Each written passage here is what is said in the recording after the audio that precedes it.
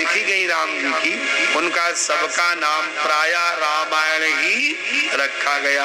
वाल्मीकि रामायण, अध्यात्म रामायण, आनंद रामायण, कंब रामायण, भुसुंडी रामायण, सब रामायण के नाम से है। एकमात्र राम कथा तुलसी बाबा की है जिसका नाम रामायण नहीं है। इसका नाम क्या है?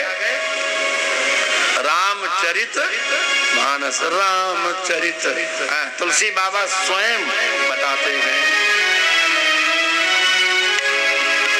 यही नाम रामचरित मानस, यही नाम रामचरित मानस, यही नाम सुनत श्रवण पाई विश्राम, सुनत श्रवण पाई विश्राम, रामचरित मानस, यही नाम।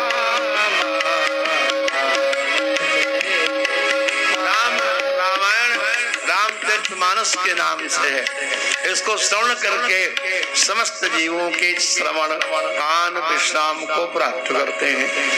आप लोगों को स्मरण होगा, यहाँ तो हिंदी भाषी क्षेत्र प्राय नहीं है, यहाँ की स्थिति मुझे नहीं मालूम कि जब 83-84 क्षेत्र में जो हिंदी भाषी क्षेत्र थे वहाँ 9 से 10 तक लगता था, कर्फ्यू लग गया। सड़क के ऊपर एक भी व्यक्ति दिखाई नहीं पड़ता था। चलती कारें रुक जाती थी, किसी भी घर में घुस जाते थे, किसी भी दुकान में घुस जाते थे। राम कथा देखनी है, सारी मीटिंग कैंसिल, सारे अपॉइंटमेंट कैंसिल, 9 से 10 केवल राम कथा सुनेंगे। ऐसा होता था कि नहीं? लगता था कर्फ्यू लग गया। गवर्नमेंट लगाती थी क्या? क्योंकि सुनत श्रवण पाई मानस, यही नाम। लेकिन जब तुलसी बाबा ने वर्णानाम अर्थ संघानाम रसानाम छंद सामपि, माने वर्ण अर्थ रस छंद, इनका फल क्या है? बोले मंगल फल होना चाहिए। मंगल शब्द का अर्थ क्या है? आप लोग जीवन में मंगल मंगल बार बार सुनते ही हैं, तुम्हारा मंगल हो, मंगल भवन मंगलहारी। लेकिन मंगल शब्द पर विचार कीजिए, मगी सर्पणे धातु से मंगल बनता है। मंगल का मतलब है आगे बढ़ना। बोलो राधे राधे। मंगल माने आपका मंगल हो, माने आगे बढ़ो, विद्या के क्षेत्र में बढ़ो, तपस्या के क्षेत्र में बढ़ो, धन के क्षेत्र में बढ़ो, कीर्ति के क्षेत्र में बढ़ो, सम्मान के क्षेत्र में बढ़ो।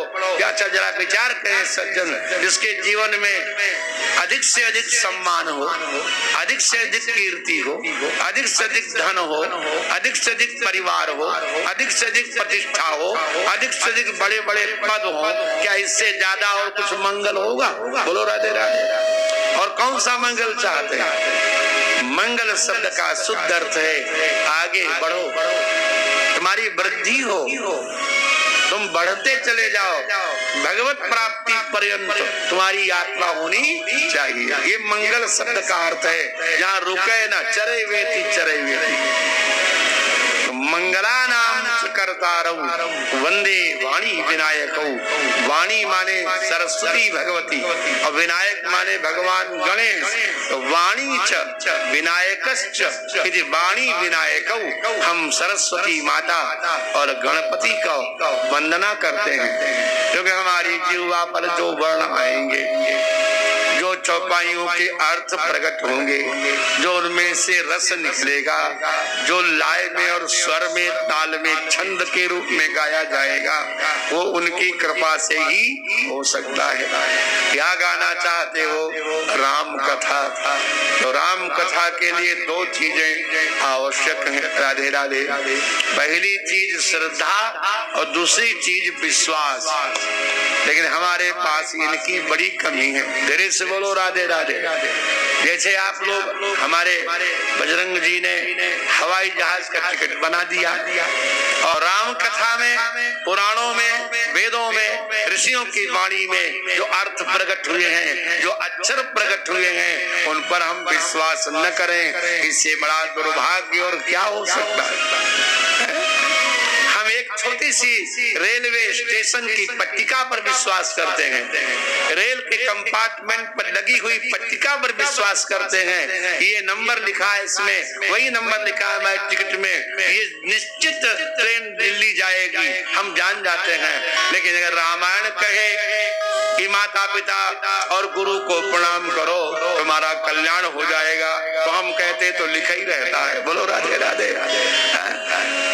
लिखा है कि नहीं रामायण में कि प्रात काल उठ के रघुनाथा, मातु पिता गुरु ना वही माता।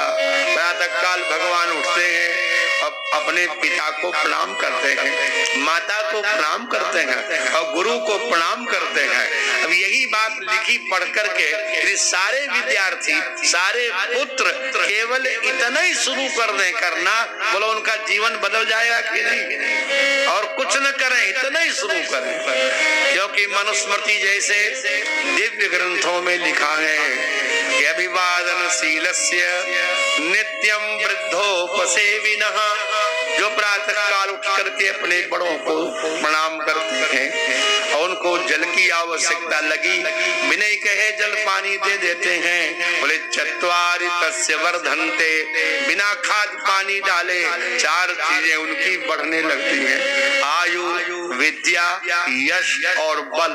बोलिए आयुर्विद्या यशो बलम चत्वारि तस्य वर्धन्ते, उसकी 4 चीजें बढ़ती चली जाएंगी। कौन कौन चीजें?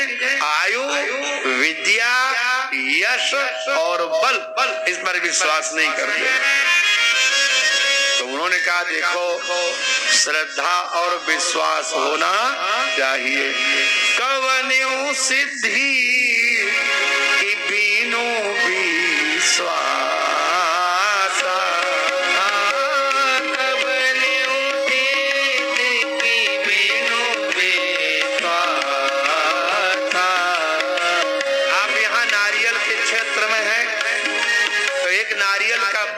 फल देने में कितने वर्ष लगाता है मुझे तो नहीं मालूम। एक आम का वृक्ष रोपण करने के बाद फल देने में कितने वर्ष लगाता है, और आप उतने वर्ष तक विश्वास करके इसमें फल अवश्य आएगा, उसको पानी देते रहते हो, खाद देते रहते हो, रक्षा करते रहते हो, क्योंकि आपको पूरा विश्वास है एक दिन इसमें बढ़िया फल आएगा।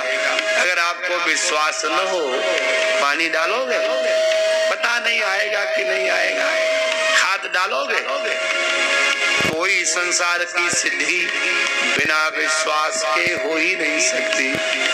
बाबा कहते हैं तुलसी कवन्यु सिद्धि, कोई सिद्धि कि बिनु विश्वासा, और बिनु हरि भजन न भव भय नासा। बिनु हरि भजन न भव भय नासा, बिनु हरि भजन न भव भय नासा, बिनु हरि भजन न भव भय नासा। कवन्यु से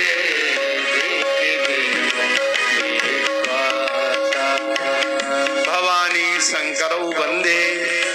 हम भवानी शब्द का शुद्ध अर्थ भगवान शिव की अर्धांगिनी होता है।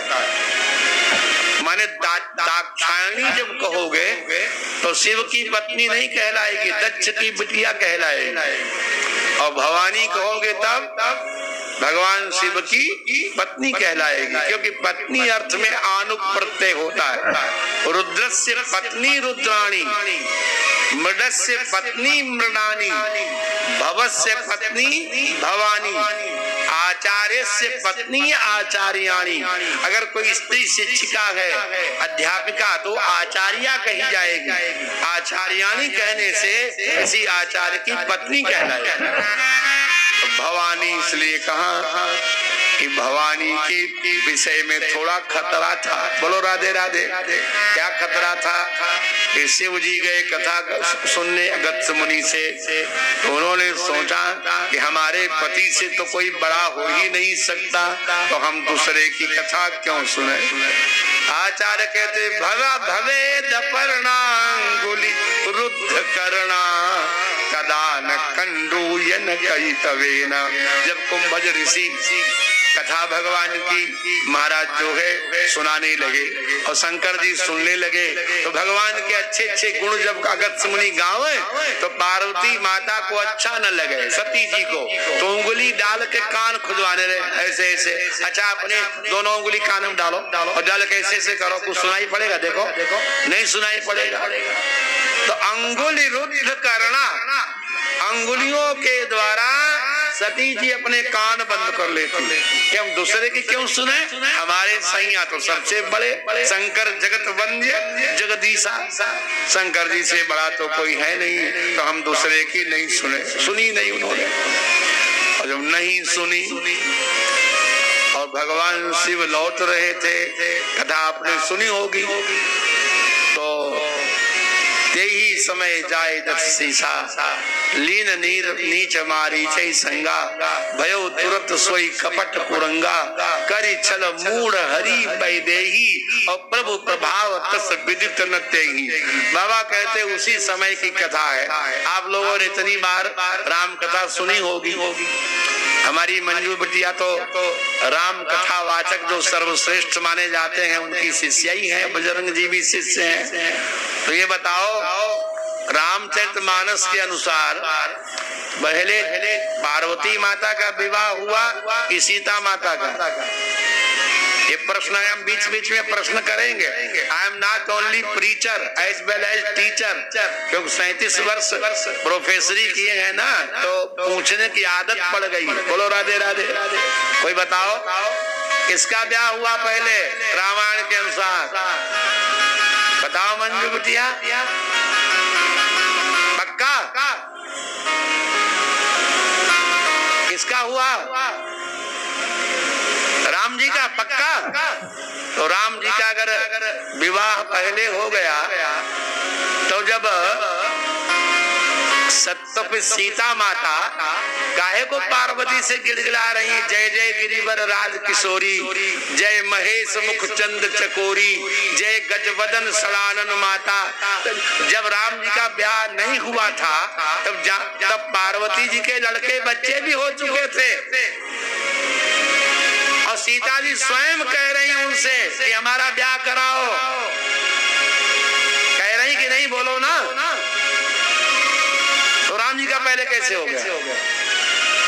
जय जय गिरिवर राज किशोरी, जय जय गिरिवर राज किशोरी।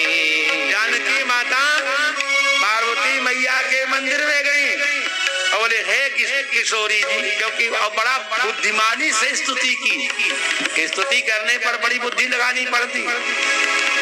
किसी भी माता की प्रशंसा करो तो उसके 3 लोगों की प्रशंसा करनी चाहिए।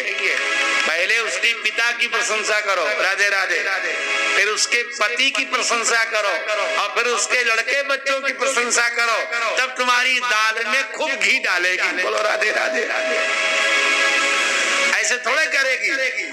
तो माता सीता कितनी चतुर है, बोली जय जय गिरिवर राज किशोरी, हे गिरिराज हिमालय भगवान की पुत्री, पिता की प्रशंसा की। और फिर कहा जय महेश मुख चंद चकोरी, हे महेश भगवान शिव के मुख के चंद्रमा, माने मुख चंद्र की चकोरी। भगवान शिव का मुख है चंद्रमा और तुम हो चकोरी, उनकी ओर देखती रहती है।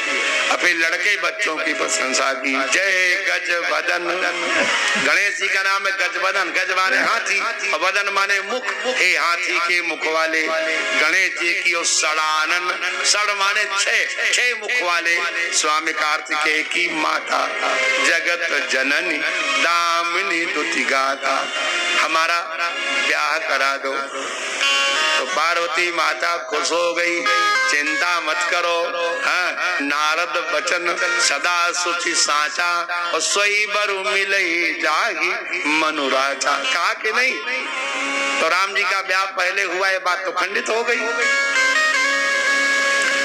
अब ये कहो कि पार्वती जी का ब्याह पहले हुआ था, स्टेटमेंट बदल लो, तो ये भी नहीं सिद्ध होने वाला। जब पार्वती जी का जन्म भी नहीं हुआ था, जब ये सती शरीर में थी, तो राम जी का विवाह भी हो चुका था, वनवास भी हो चुका था और सीता हरण भी हो चुका था, और उसी समय सती जी ने देखा था, माने अभी तो पार्वती का कहीं अता पता भी नहीं था। इसे क्या सिद्ध हुआ कि जब आप राम कथा, कृष्ण कथा, पुराण सुनने बैठे तो इतिहास के पन्ने पलटने की जरूरत नहीं है कि कब क्या हुआ, केवल सुनिए कथा, सादर रतिमानी, कथा का आनंद लेना चाहिए। क्योंकि लड़के, जरा विचार करो, आप लोग इतने यहाँ बैठे हो, ये चमत्कार कभी देखा कि माता पिता के विवाह के एल्बम में, वेडिंग्स में उनके होने वाले लड़के की फोटो हो? देखा, बताओ कहीं हो? किसी ने देखा कि नहीं देखा? ऐसे ऐसे करो, नहीं देखा। लेकिन शंकर जी के ब्याह के एल्बम में लड़के की फोटो है। शिव अनुशास मुनि अनुशासन गणपति पूजे शंभु भवानी। माता पिता की हो रही है विवाह, बोलो राधे राधे, और होने वाले लड़के की हो रही है पूजा। तो फोटो खींची गई होगी तो गणेश जी आए होंगे कि नहीं? बोलो राधे राधे। बताइए, ये अद्भुत कथाएं हैं कि माता पिता का ब्याह हो रहा हो और लड़के की फोटो आ रही हो, ये हो ही नहीं सकता। आपको एक चुटकुला सुनावे कि राम जी का ब्याह हो रहा था, तो राम जी के विवाह में देवता लोग भी आए, तो ब्रह्मा जी आए। तो नियम है कि जो जिसका शौकीन होता उधर ही जाता है। जो खाने पीने वाले शौकीन थे वो भंडारे की तरफ चले गए, जहाँ वो लगा था आजकल नहीं, वो चाउमीन और रबड़ी और वो जलेबी, वो क्या क्या लगा रहता है। और जो सत्संग शौकीन थे शंकर जी जैसे, वो अपना संतों की टोली में चले गए। और जहाँ पर बड़ी बढ़िया सजावट थी ऐश्वर्यमयी, वहाँ इंद्र वहाँ चले गए। और ब्रह्मा जी ने सोचा, देखें ये मंडप किसने बनाया और मंडप में सामान जो लगा है वो कहाँ से आया। तो ब्रह्मा जी ने बहुत सूक्ष्म दृष्टि से देखा, खूब चश्मा पोंछ पोंछ के देखा, लेकिन उनके ब्रह्मांड का कोई सामान ही नहीं।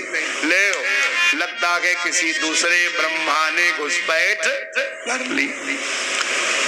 बड़े दुखी इंद्र ने कहा, बाबा क्या बात है, तुम दुखी क्यों हो? अरे बोले, तुमको पड़ी है दुखी होने की, यहाँ हमारे ब्रह्मांड की कोई सामग्री ही नहीं लगी है। इंद्र ने भी देखा, हाँ बाबा तुम्हारी बनाई तो कोई रचना नहीं है। निज करनी कछु कतहु न देखी, अपनी रचना कहीं दिखाई नहीं पड़ी।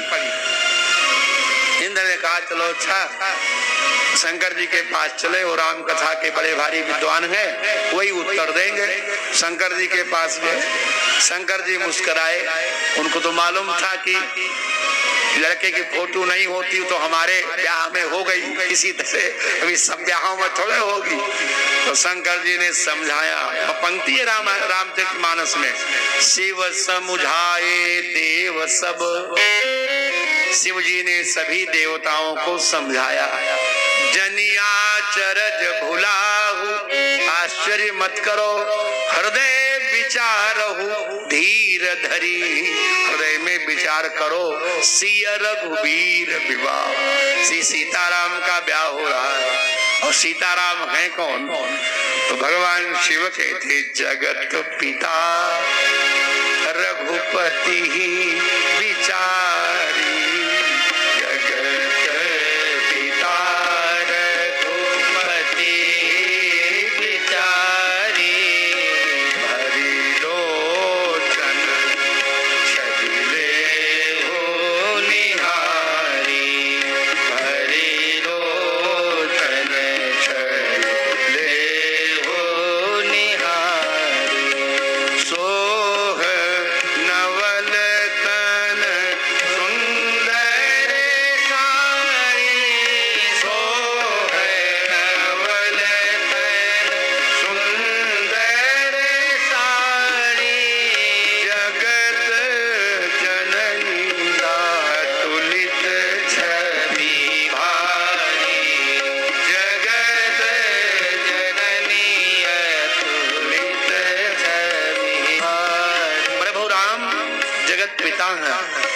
जानकी जगत माता हैं, तो हे ब्रह्मा जी तुम उनके पुत्र हो, और पुत्र को माता पिता के विवाह में अपनी रचना नहीं ढूंढनी चाहिए।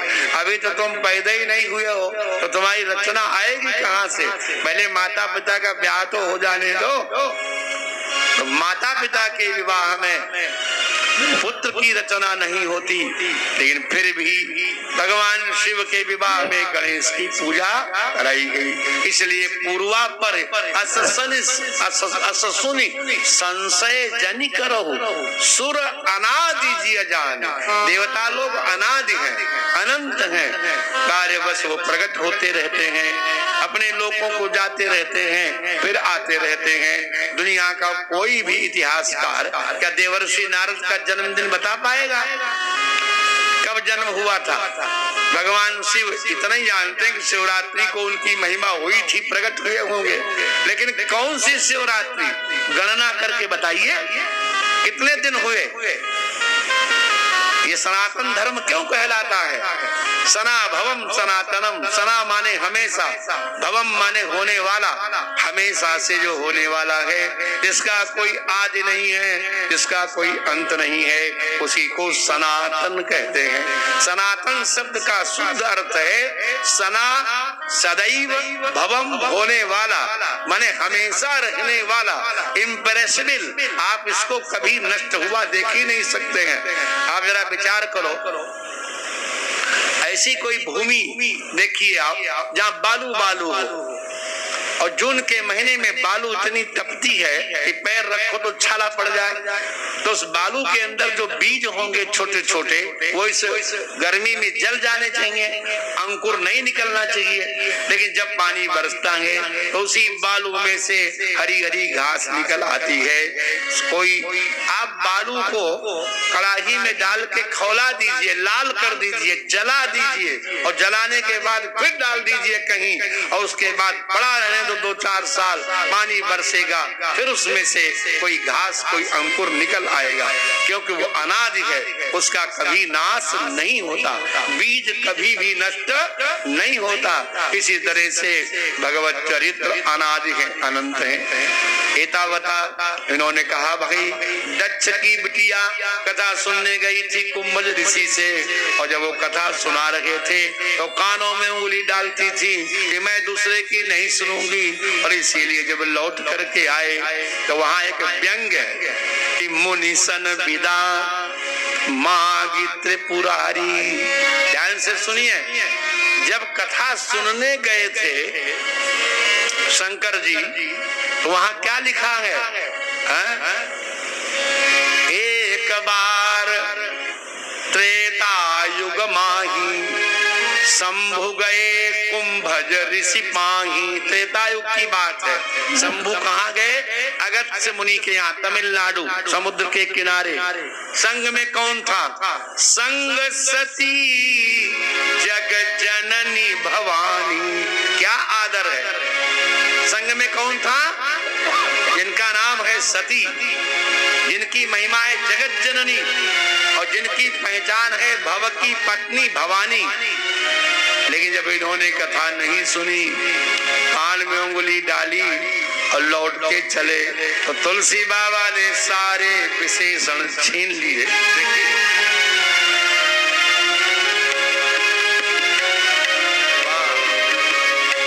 चले भवन संग दक्ष कुमारी, चले भवन संग दक्ष कुमारी, मुनि सन विदा मांगे त्रिपुरारी, मुनि सन विदा मांगे त्रिपुरारी।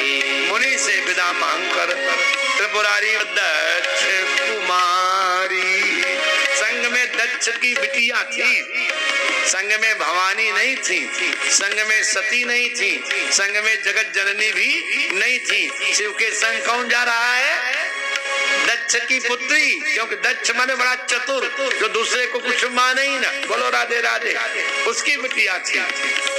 और जब दक्ष की बिटिया बन गई और भगवान शिव जी ने जब भगवान को वहां देखा सीता के वियोग में रोते, तो दूर से ही प्रणाम किया। जय सच्चिदानंद जग पावन, अस कही चलो मनोज न सावन।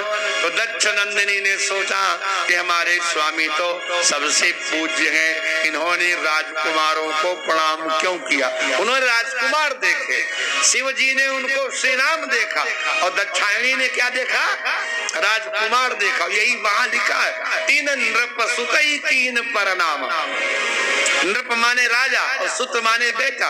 उन्होंने राजा के बेटे को अर्थात राजकुमार के वंदनीय है। इसे तुलसी बाबा ने जब मंगलाचरण किया तो कहा, हम दक्ष की बिटिया का मंगलाचरण नहीं करेंगे, हम तो भगवान शंकर की अर्धांगिनी की स्तुति करेंगे। इसलिए भवानी शंकर वंदे, भवानी शंकर की वंदना। भवानी माने भव की पत्नी। आज घरों में संघर्ष क्यों है कि अधिकांश वधुएं अपने पिता के ऐश्वर्य का चिंतन लेकर के साथ में आती हैं, और वही संघर्ष उत्पन्न हो जाता है। जब आप दूसरे घर में जा रहे हैं तो उधर का सारा पन्ना फाड़ देना चाहिए, इसी पन्ने पर आ जाओ। जब तक दो नावों पे आप रहेंगे, between two stools we come to the ground, हम नहीं रह सकते दो स्टूलों पर।